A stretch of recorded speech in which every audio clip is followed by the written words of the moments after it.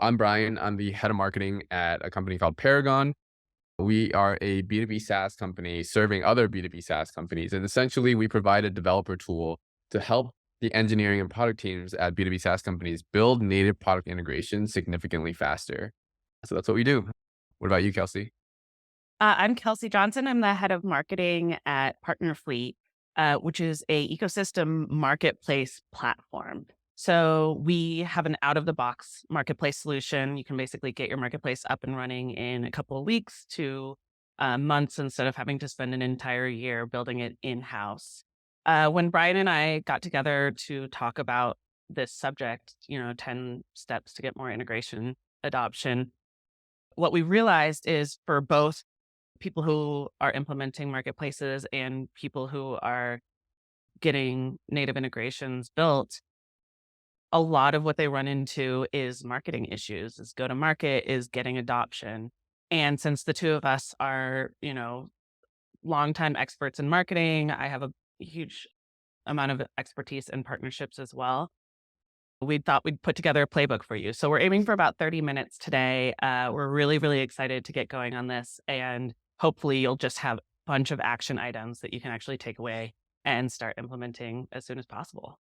We have a huge blog post on our blog about statistics. This is something that's really, really valuable to take a look at because a lot of the research has been done and there's some really good reasons why you should care about integration adoption. First of all, integration users are 58% less likely to churn. That means not losing those customers that you've already built in 2023, create those stickier customers so that they don't leave. 71% of consumers want integrated offerings. So people are looking to build out a full tech stack. And when they're looking for solutions, these are prospects, they are looking for you to have those integrations. And then businesses who use 5 integrations or more are actually willing to pay 20% more for the exact same core product.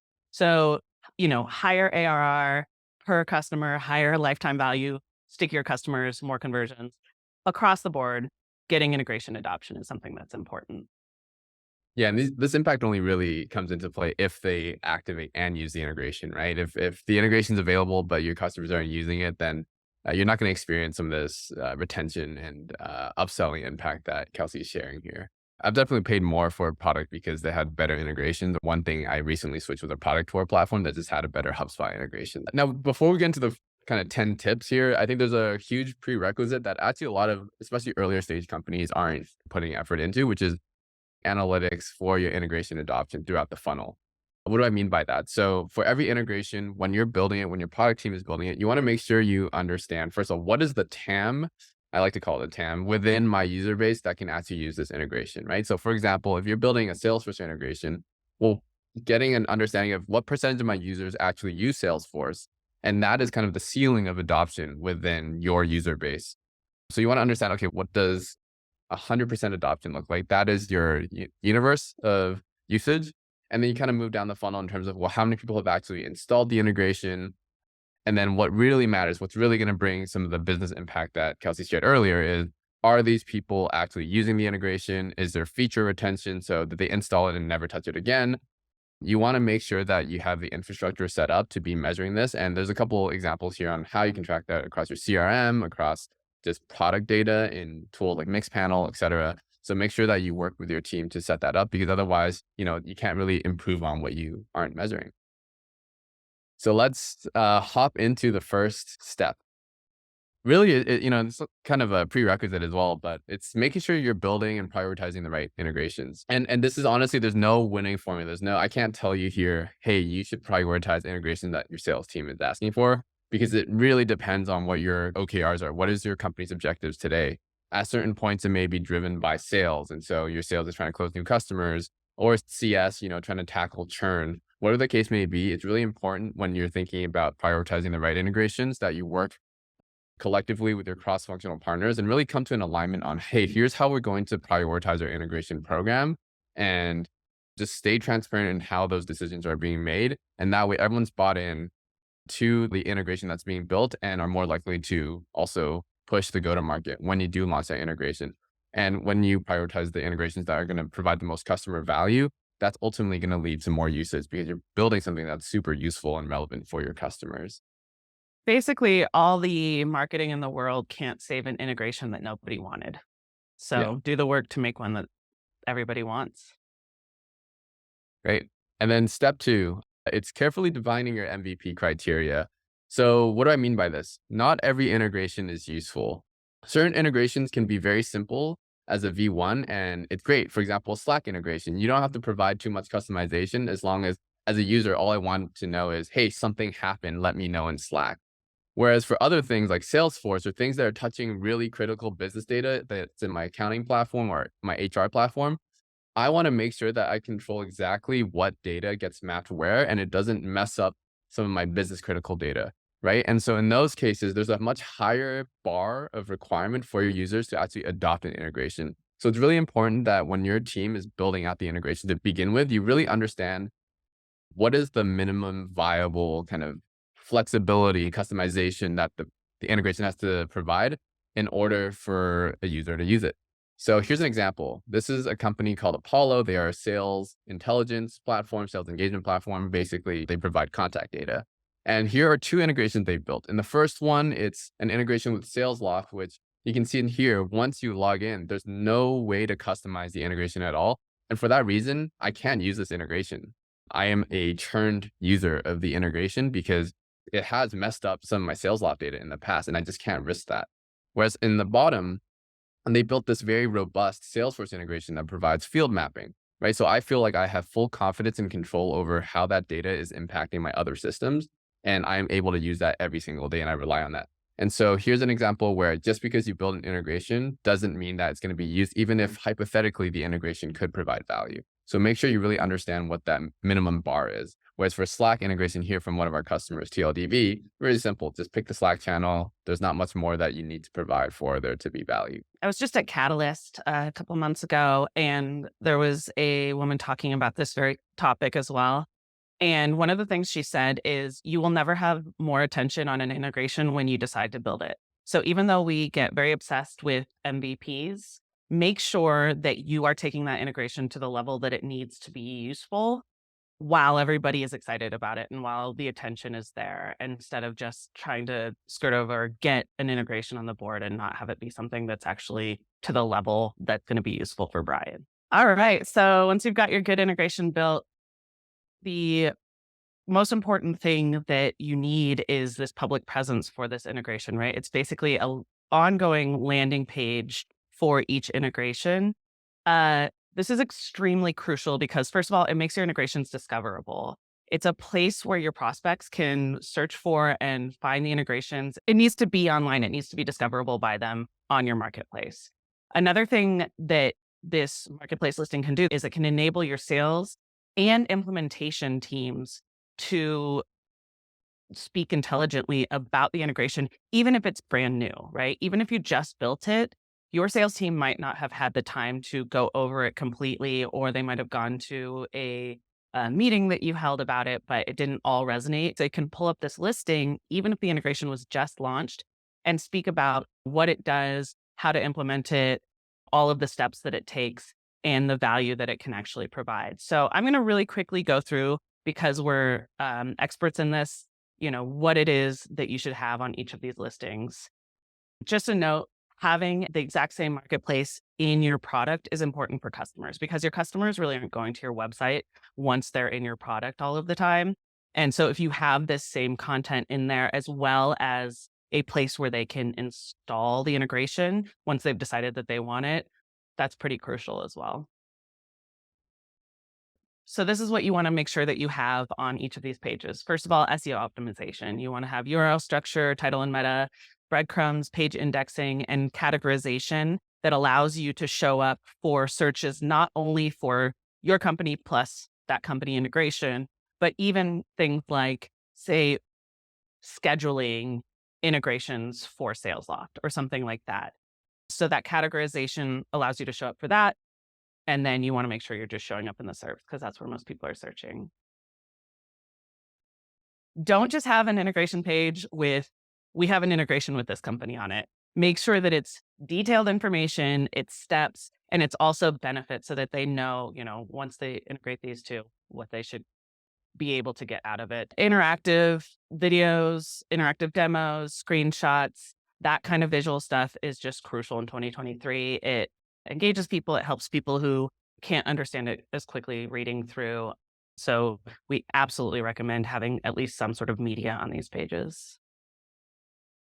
Social proof, it needs to be everywhere. It's such a crucial part of the buying process and the implementation process. Even if somebody already uses you and uses the other product, actually using that integration is making a sale on its own. My CEO said something really crucial yesterday when I was talking to him. He was like, if I don't see a review, I assume either the integration or product is bad or no one's using it, which is almost just as bad, right? Bad credit or no credit. These really lead credence to your integration and help somebody take a look through, okay, this is a use case, this is how somebody's using it. I'm going to take the next step and implement.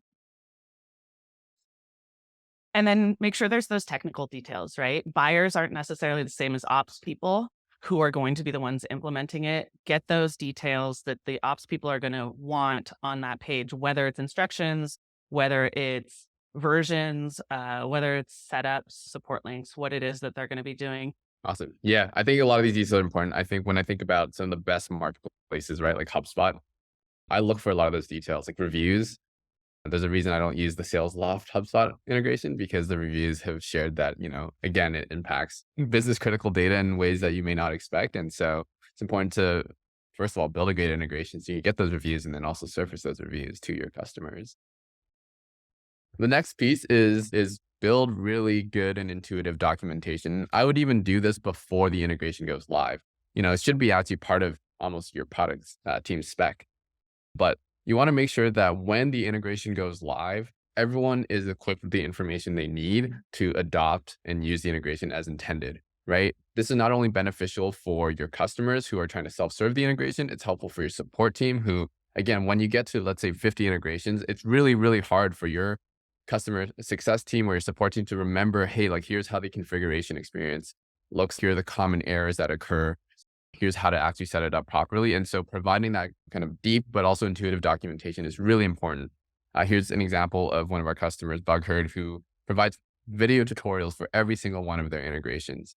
They also provide, how to test the integration properly. Again, that's another very important piece. If I'm going to have your product touch my CRM data, I want to make sure I can test it to make sure it works the way I expect before I have it impact all of my data. And then common errors are another great tool that you can build upon over time, maybe not initially at launch, but it helps not only customers self-serve their own issues, but it helps your support team streamline incident response. And then next, step 5, this is kind of the meaty one, go to market campaign. So, your product team is finally pushing the integration to production. Well, how do you make sure that you launch this just like any other major product feature, right? So we're going to go over a couple key examples. You want to have your launch assets. The marketplace Kelsey mentioned is a huge one. That's fundamental. Part of that can be a landing page. You may also want to write a blog post to really drill deep on what is the value that this integration provides. Why is this changing fundamentally how you use our product and how you get value out of our product, right? And there's other distribution channels like newsletters, in-app notifications, launching on social, and even having your sales and CS team, if they were the ones that sourced the request for the integration, to follow up directly with those prospects or those customers. So here's a couple examples, great blog posts from companies like Product Board. I won't get into this in too much detail. I think it's pretty intuitive here, but nail the value prop. Make sure you highlight the value prop. Second is newsletters and social. Again, here are examples of how some of our customers have shared and announced their integration. In-app notification is probably my favorite one, though, if I had to choose. So basically, this is going to be in front of anyone who logs into your application once the integration goes live. It may be one of the first things you want to show them. It may be the thing that you show them once they're past a certain step in your application, in their workflow. But it's one click to get them from being aware of the integration to setting it up.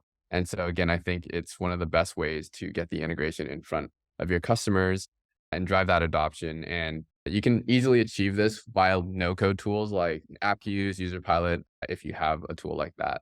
I've consulted or worked in-house on tons of other products. The problem was, oh, we don't want to annoy the customers. Think about how many of these you see, how often. This is something that For the people that it's crucial for, they want to see that this exists. You want to make sure that you get this in front of people as much as possible. And then just make it easy for people to X out of it. And products like app queues make it really easy for you to create that in a way that's not annoying and where people who want to hear about it can hear about it. People who don't, don't. Yeah, and you can always segment your user base to see who you want to surface the notification to as well, if you have that level of data sophistication and infrastructure. All right. So in addition to just a internal go-to-market plan, you want to make sure that you're leveraging your integration partner. Now, the first thing that I want to say about this is a lot of times we build integrations as a smaller company with somebody like HubSpot, Salesforce, right? Some of these huge players with their own huge ecosystems. And you think that they're not going to work with you. But to that, I say definitely ask first. See if they've got a solution. As a smaller company in the past, we built an integration into HubSpot and they ended up having an entire process. They had all these options for things that we were able to do with them. I actually had a dedicated person that I was working with who would help me discover these things. So don't assume that you're too small to work with a partner. Just work within their systems and the options that they're giving you to work with them. And that can often be a huge way for you to bring in new leads and new customers to your product. But if it's not a big guy, if it's somebody that you're integrating with who's relatively the same with you, a couple of things that I'd recommend. First of all, talk to them as early as possible and create a partnership charter, right? Sit down with our partnerships people or their other product team or marketing team, whoever it is that's on their side, create a better together story, find ICP overlap, come up with objectives and goals and how you really can work together to mutually benefit from this integration. And then, come up with some ways that you can do that, which is, partner sales team education. Can you get on a Zoom call with the sales team from both companies or each company individually and make the pitch on the Better Together story so that they truly understand as they're talking to customers, why they would want to implement these services together, not just individually or not just sell their own product. Paragon and Partnerfully work really well together because you build integrations on Paragon and then you can promote them using Partnerfully. We're doing a co-webinar now. We have actually done some research together alongside PartnerStack, and we are going to be releasing that research soon about how people are using integrations and how it's making their customers stickier. Every single partner is going to be different, but sit down early and determine, what it is that you can do together as integration partners to push integration adoption and also push leads towards each other. Yeah, the cool thing about this is it's like a force multiplier on all your go-to-market efforts that you're going to be doing anyways for the integration. And when I talked about the TAM of what percentage of your user base can use the integration, well, if you can go to market together with the partner, you're actually expanding the top of that funnel, right? So you're now driving adoption potentially for the integration from people who aren't currently using your product, but will be because of that partnership. So even if it takes a lot more work on your end because you are the smaller partner, it's often worth it. And if you're the smaller partner, you can work to get into their marketplace rather than focusing more on your own. Mhm. So that was tech partners. This is your referral and reseller partners. I think a lot of times as the teams that are building integrations, we forget that there's this entire segment, this entire group of partners that we've built to leverage and who are our biggest fans, right? So talk to them first before you do this go to market campaign, in a newsletter or even get on a town hall with anybody who wants to get on, talk a little bit about this integration, why you're launching it, and then give them a playbook, right? Don't make them do any extra work. Give them email copy, social copy, let them know when you're going to be launching, talk to them about target audience, give them even like the documentation, the video on how to implement the integration and really leverage this group of people, give them something new and exciting to talk about like you would of any other product with this integration. Yeah, this is huge, especially at least in my experience in marketing, because there's a lot of like HubSpot implementation agencies. And sometimes you ask them, if I'm a user, I'm asking them, hey, what would you recommend as the tool for demo bookings? And, if I'm Chili Piper, I would want to get into that headspace so that when an end user of HubSpot says, hey, I'm looking for meeting booking integration, the first thing that comes to mind is Chili Piper. And so then you're also driving adoption through the implementation partners. They often have so much trust too from your customers because they're working with them a lot closer and they can be smaller businesses. This is a really good resource to leverage that a lot of times that we forget to do. Right.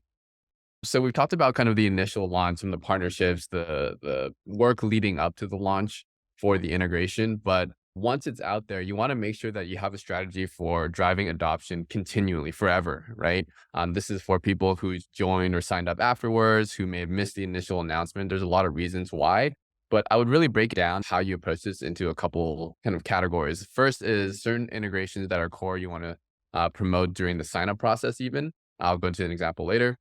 The onboarding emails that your product sends when someone signs up. Great place to plug in the integration. Let's say, on email number 3, if it's part of the value prop that you want to focus on. And then also within specific events in your customer's workflow where the integration becomes really relevant. Again, I'll share an example there and continue to promote it through your CS and marketing team, your customer marketing. There's a lot of education that often needs to be done in order for customers to find value and want to use an integration. So here's an example of a product called Default. They are a Chili Piper competitor, ironically. But in the setup process, they are telling me to set up my CRM integration, my calendar integration, my Slack integration, because they know that these 3 integrations are key to me as a customer getting value out of their product. So right off the bat, before I even get to the dashboard, they're promoting it. And so this is, again, a great way for the core product integration to promote it to all new users.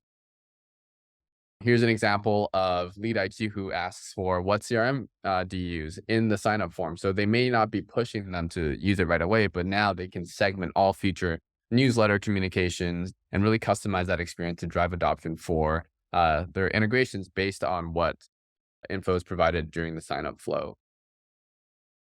And then third is in-app notifications again, but this time it's actually event-based. So for example, back to the TLDV example, they are a meeting recording and note-taking tool. And this notification shows up after your first meeting gets recorded. And so it's like, hey, well, what does my customer usually want to do once they record the meeting and take notes? They probably want to share it. And so in that moment, I would find this extremely relevant versus just a random pop-up when I enter the dashboard. So again, event-based notifications are a great way to drive adoption continually. This is so big. If you're mostly product led, then you can segment and send out different onboarding emails based off of the notifications that people put in their onboarding survey, or tell your sales team, right? Or your implementation team, like, listen, get this integration set up as soon as you're setting up their product and make sure that they're using it and it's set up in a useful way. Right. And then number 9, this is kind of touching on the MVP aspect, but an integration is not just one feature, it's a group of features oftentimes. And so, for example, with Salesforce, oftentimes companies will start with just a really simple sync, but then they may want to layer on deeper experiences, deeper integration workflows for their customers. And so there's always a lot of opportunity to improve old integrations, both from a feature perspective, from an end user experience perspective.